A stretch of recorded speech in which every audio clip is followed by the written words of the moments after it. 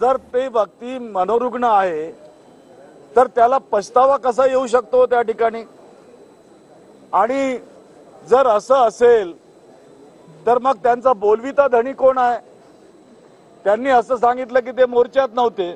मग मोर्चात नव्हते तर त्या टायमिंग त्या ठिकाणी ऍडजस्ट करून ती व्यक्ती त्या ठिकाणी विटंबना करायला कशी निघाली?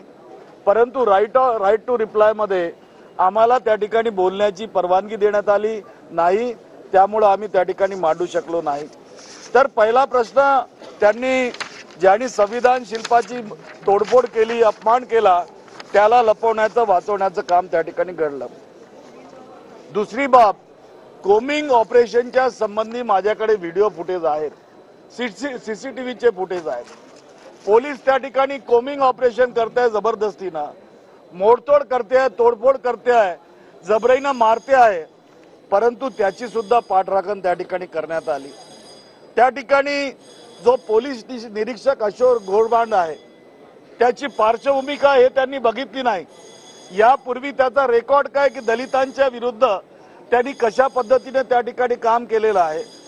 त्याला सस्पेंड करण्याचं त्यांनी सांगितलं पण टर्मिनेट केलं नाही, त्याला वाचवलं आहे त्या ठिकाणी. आणि त्यांनी सांगत असताना असं सांगितलं की वच्छलाबाई मानवते या पोलीस कॉन्स्टेबलवर, महिला पोलीस कॉन्स्टेबलवर त्या मारायला धावल्या.